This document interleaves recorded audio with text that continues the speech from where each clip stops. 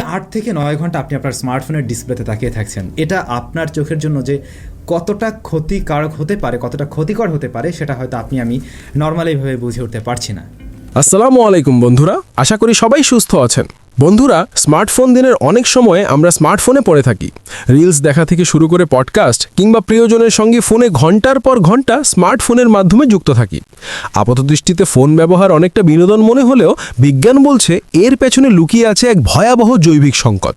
অতিরিক্ত screen time কেবল চোখের ক্ষতিই করছে না, একই সঙ্গে আপনার মস্তিষ্কের বয়স বাড়িয়ে দিচ্ছে এবং শরীরের রোগ প্রতিরোধ ক্ষমতাকে ধ্বংস করছে। স্মার্টফোন বা ল্যাপটপের এলইডি স্ক্রিন থেকে নির্গত নীল আলো আমাদের শরীরে মেলানিন হরমোন উৎপাদনে বাধা দেয়। এই মেলানিনই আমাদের মস্তিষ্ককে ঘুমের সংকেত পাঠায়। নীল আলোর নিউরনের ডেনড্রাইটিক স্পাইন, যেখানে স্মৃতি জমা থাকে, শুকিয়ে ফেলে, ফলে শেখার এবং মনে রাখার ক্ষমতা কমে যায়। রাতে অতিরিক্ত ফোন ব্যবহারের ফলে শরীরের প্রদাহ বা ইনফ্ল্যামেশন বেড়ে দেয়, যা বিষণ্ণতা এবং মেজাজ খিটখিটে হওয়ার অন্যতম কারণ। 2023 সালে যুক্তরাষ্ট্রের রিচমন্ড ইন্টিগ্রেটিভ অ্যান্ড ফাংশনাল মেডিসিনের গবেষক আরন হার্টম্যান ও আয়ারল্যান্ডের ইউনিভার্সিটি কলেজ কর্কের আলাদা গবেষণায় দেখা গেছে যে ফোন আসক্তির ফলে আমাদের পাকস্থলীর উপকারী ব্যাকটেরিয়া বা মাইক্রোবায়োম ধ্বংস হয়ে যায়। আমাদের শরীরের 90% সেরোটোনিন বা সুখের হরমোন পাকস্থলীতে তৈরি হয়।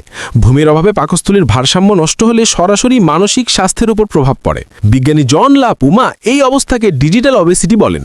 তিনি জানান, এখন মস্তিষ্ক অতিরিক্ত তথ্যে ভারাক্রান্ত, কিন্তু প্রয়োজনীয় পুষ্টি বা বিশ্রাম থেকে বঞ্চিত। ক্রমাগত ঘুমের অভাব এবং স্ক্রিন স্ট্রেস মস্তিষ্কে এক ধরনের দীর্ঘমেয়াদী প্রদাহ তৈরি করে। একে প্রদাহজনিত বার্ধক্য বলা যায়। কৃত্রিম আলোর কারণে পাকস্থলীর দেয়াল পাতলা হয়ে যায়, যার ফলে ক্ষতিকর প্রোটিন রক্তে মিশে মস্তিষ্কে পৌঁছায়। এটি আলজাইমার্স বা ডিমেনশিয়ার ঝুঁকি বহুগুণ বাড়িয়ে দেয়। আবার প্রতিটি নোটিফিকেশন আমাদের ডোপামিনের ক্ষুদ্র ডোজ দেয়। মস্তিষ্ক এতে অভ্যস্ত হয়ে পড়ে এবং আরও বেশি উদ্দীপনা খোঁজে, যা মূলত মাদকের নেশার মতোই ক্ষতিকর। সুখবর হলো, এমন ক্ষতি কাটিয়ে ওঠা সম্ভব। বিজ্ঞানীরা দেখিয়েছেন যে জীবনযাত্রায় সামান্য পরিবর্তন আনলে আমাদের জৈবিক ঘড়ি আবার আগের মতো কাজ শুরু করতে পারে। এজন্য নিয়মিত ঘুমানোর অন্তত 1 ঘন্টা আগে সব ধরনের স্ক্রিন থেকে দূরে থাকতে হবে। বেলা 3টের পর ক্যাফেইন বা চা কফি এড়িয়ে চলতে হবে। প্রতিদিন একটি নির্দিষ্ট সময়ে ঘুমানোর অভ্যেস করতে হবে। বন্ধুরা, ভিডিওটি ভালো লাগলে অবশ্যই একটা লাইক তো আমি পাউডার নিলাম। বন্ধুরা, আরও এরকম ভিডিও পেতে চাইলে অবশ্যই চ্যানেলটি সাবস্ক্রাইব করে রাখুন। বন্ধুরা, আজকের মতো বিদায়, আল্লাহ হাফেজ। এই আলোটা আমাকে ধীরে ধীরে নষ্ট করছে। বেশি স্ক্রিন টাইমে চোখ শুকায়, মাথা ব্যথা হয়, মনোযোগ কমে যায়।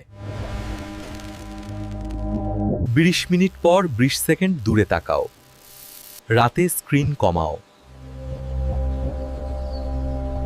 চোখ আর ব্রেইন বিশ্রাম চাই। আজ থেকেই সময় নিয়ন্ত্রণ করো।